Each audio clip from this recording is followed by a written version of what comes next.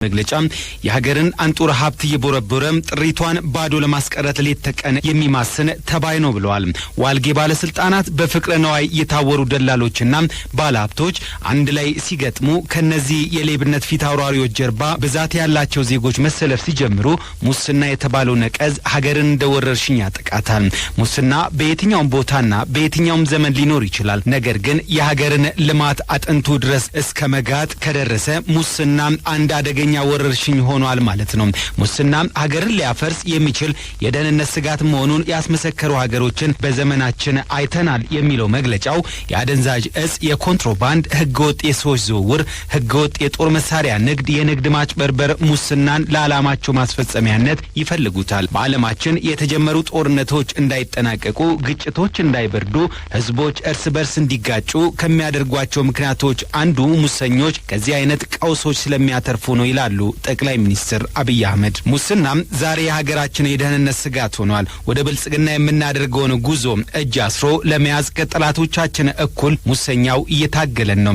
የተስተካከለ ቢሮክራሲ፣ የተቀናጀ መዋቅርና ዘመናዊ አሰራር ለሙስና ተጋላጭነትን ስለሚቀንሱ እነዚህን ለማጥፋት ወይም ለማሰናከል ሙሰኛው ቀን ከሌት እየሰራ ይገኛል። ህዝባችን በአገልግሎት አሰጣጥ ከመሬት ጋር በተያያዙ አሰራሮች፣ በፋይናንስ ዘርፍ፣ በሽያጭና ግዢ ሂደቶች፣ በፍትህ አደባባዮች፣ በተለያዩ የመንግስት ተቋማት፣ የልማት ድርጅቶች፣ የህዝብ ተቋማትና በሌሎችም በሚያጋጥሙ ሙስና እየተማረረ ነው። በተለያዩ ጊዜያት ከህዝብ ጋር በተደረጉ ውይይቶችም ከጸጥታ ስጋቶች እኩል ሙስና የብልጽግና ጉዟችን ዋነኛው እንቅፋት መሆኑን ጠቅላይ ሚኒስትር አብይ አህመድ አንስተዋል። መንግስት በየደረጃው የሚገኘውን መዋቅር በመፈተሽ አዳዲስ አሰራሮችን በመዘርጋት በቴክኖሎጂ የታገዙ ስራዎችን እያሳለጠ ስራዎችን ከእጅ ንክኪ ነጻ በማድረግ በሙስና ወንጀል የሚሳተፉ አመራሮችንና ሌሎች ተዋንያንን ለህግ በማቅረብ ሙስና ምቹ ሁኔታ እንዳይፈጠርለት ጥረት ሲያደርግም ቆይቷል። ነገር ግን ሀገራችን ያጋጠማትን ጦርነትና ኮሮናን የመሳሰሉ ወረርሽኞች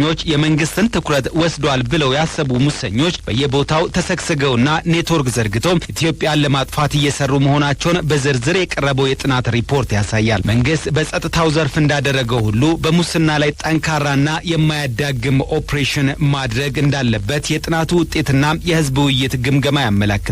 በአንድ በኩል የመንግስት ህጎች፣ ደንቦች፣ መመሪያዎችና አሰራሮች ለሙስና ያላቸውን ተጋላጭነት የማጥፋት ስራ ይሰራል። በሌላ በኩል ደግሞ የሙስና ተዋንያንን የማጋለጥና በህግ የመጠየቅ ተግባር ይከናወናል ነው የሚለው መግለጫው። መንግስት በጥናት በደረሰባቸው የመንግስት ሹመኞች፣ የመንግስት ተቋማት ሰራተኞች፣ አቀባዮችና ጉቦ ሰጪዎች ላይ ምርመራ እያደረገ ይገኛል። ነገር ግን ሙስና በባህሪው በረቀቀ መንገድ ቴክኖሎጂዎችን በመጠቀም አንዳንድ ጊዜም በህጋዊነት ሽፋን የሚካሄድ በመሆኑ በመንግስት ጥናት የተደረሰባቸው አካላትን ብቻም ለህግ በማቅረብ የሚፈታ አይደለም። ሙስናን ከስረ መሰረቱ ለመንቀል እንዲቻል ከህግና አሰራር ማሻሻያዎች በተጨማሪም የሙስና ተዋንያን ሁሉ ሙስናን እርም እንዲሉ የሚያደርግ እርምጃ ያስፈልጋል። መንግስት በሙስና ላይ የሚያደርገውን ዘመቻ የሚያስተባብር በጥናት ተለይቶ ከቀረቡት በተጨማሪም ሌሎችንም ተዋንያን የሚለይና ለህግ እንዲቀርቡ የሚያደርግ ብሔራዊ ኮሚቴ ማቋቁሟል። ብሔራዊ ኮሚቴው 7 አባላት ያሉት ሲሆን አቶ ተመስገን ጥሩነህ፣ ዶክተር ጌዲዮን ጢሞቴዎስ፣ አቶ ተክለ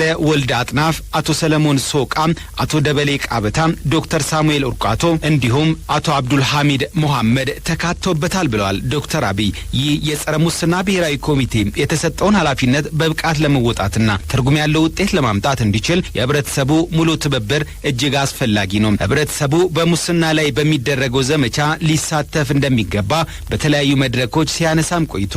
መንግስትም ይህንን የህዝብ ተሳትፎ በእጅጉ ያስፈልጓል። ምክንያቱም ሙስና በዋናነት የሚጠፋው ህዝብ አምርሮ ሲታገለው ነውና ብለዋል መግለጫው። በመሆኑም ህብረተሰቡ የሙስና ተዋንያንን በተመለከተ ያለውን መረጃም ከቂምና ከበቀል ነጻ በሆነ መንገድ ለብሔራዊ ኮሚቴ በመላክ ሙስናን ለማጥፋት በሚደረገው ትግል ንቁ ተሳታፊ እንዲሆን ጥሪ እናቀርባለን ብለዋል ጠቅላይ ሚኒስትሩ። የሚቀርቡ ጥቆማዎች የጠቋሚዎችን ደህንነት ለማረጋገጥ ተገቢውን ጥንቃቄና ሚስጥራዊነት በጠበቀ መንገድ ተይዞ ይመረመራሉ።